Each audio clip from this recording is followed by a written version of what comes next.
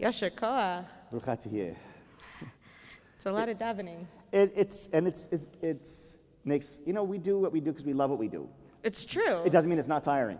It's true. I mean, it's true. We love what we do, and it can be exhausting. And this was one of those weeks for me. It started on Sunday when I was rushing through the day, going from rabbi moment to rabbi moment. I was rushing to get to my family. I put down the bag of Hanukkah goodies that I got from Neveh Shalom. It had 10 Hershey Kisses in it and 2 different kinds of gelt, and I put it down a little bit too low. We went out as a family to do something COVID safe, came back and found out that Stanley, remember a couple weeks ago I said he was my favorite kid? Not anymore. He ate all the chocolate in the bag, including the aluminum foil wrappers. So off I went at 9 o'clock at night to the emergency vet to make sure he was okay. That was Sunday. Later in the week, Duncan and I learned that one of our dear, dear friends had died, and the week from there just seemed to continue to go downhill. By Thursday, it was so hard to pick ourselves up and move forward. We just sort of wanted to sit and not do anything. And yet, I had scheduled a day of lobbying on behalf of American Jewish World Service in a working group for faith-based leaders to lobby Senator Merkley, Senator Wyden, and Congresswoman Bonamici. We didn't have the choice to sit. We had to stand.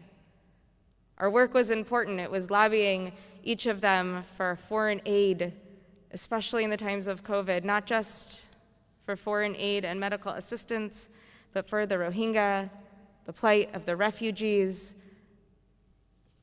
all of the violence happening around our world, for LGBTQI rights and the Globe Act. I had to stand. I had to get up. It's fitting that I felt the need just to sit, as this week's Torah portion is Parshat Vayeshev, which literally means, and he sat. This is the story talking about Jacob and his sons, Joseph and his dreams, and the Parsha is filled with inaction or passive actions.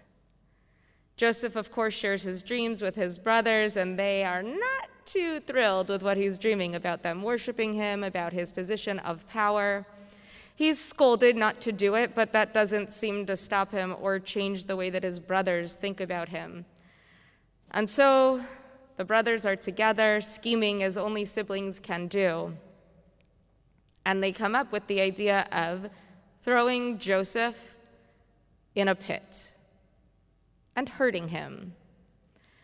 You can imagine in a group of 12 brothers or 10 brothers who were out there, really not everyone probably agreed with the plan, but almost none spoke up. The ones who didn't agree just sat there, except for Reuben, who doesn't exactly say don't do that. He just says don't hurt him. A little bit of action there. And as the narrative continues and Jacob finds out about the supposed death of his son, he is paralyzed in grief. He sits. He does nothing.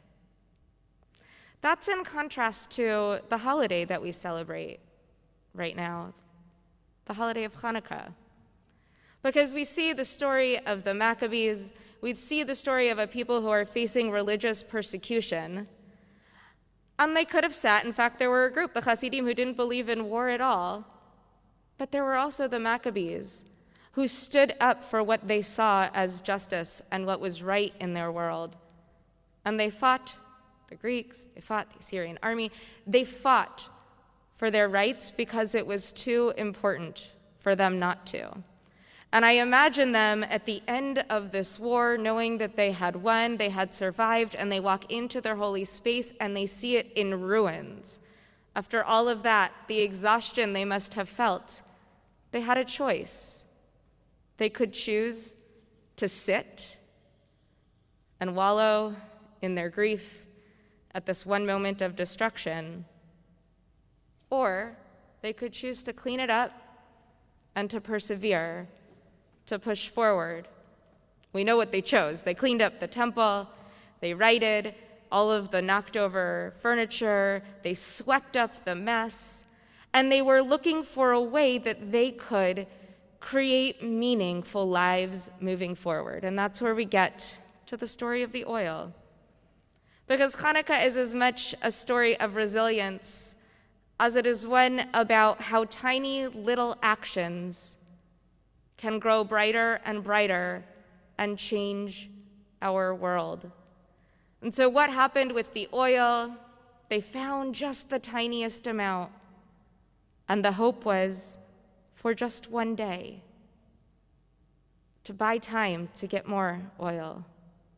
And that tiny amount was stretched and stretched and stretched.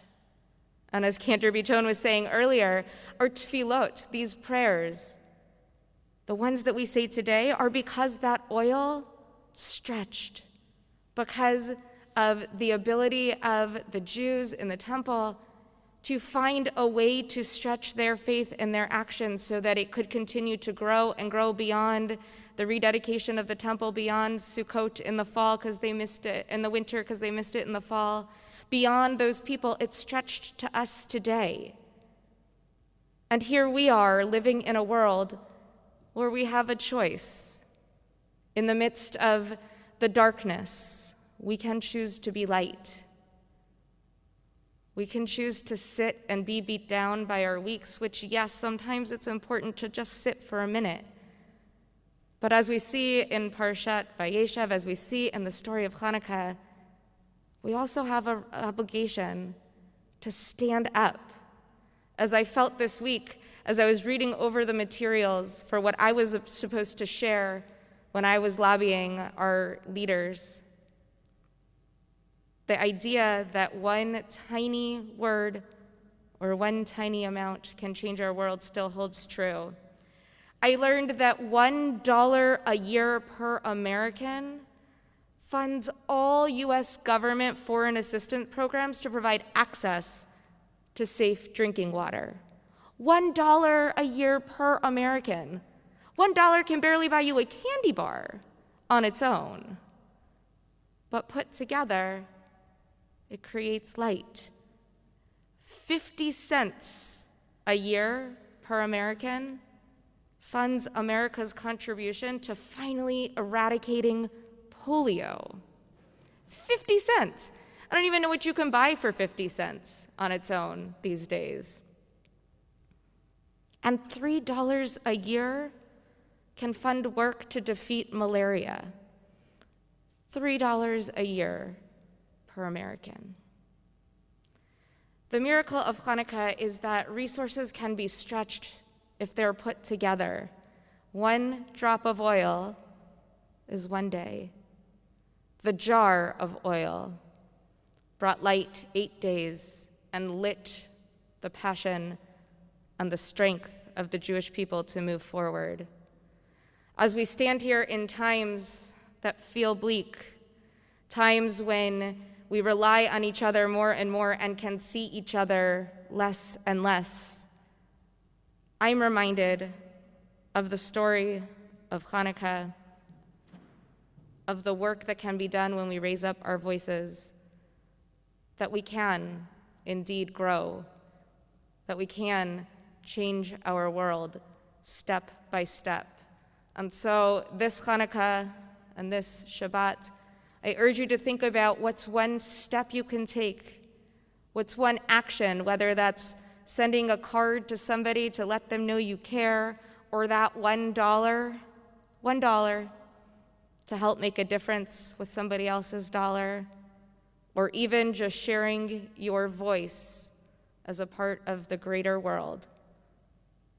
We can dedicate and rededicate ourselves to building a better future. For me, that's the gift of Hanukkah. That's the power of our voice, that we can move forward together. Shabbat Shalom. Shabbat Shalom, Yishar Koach.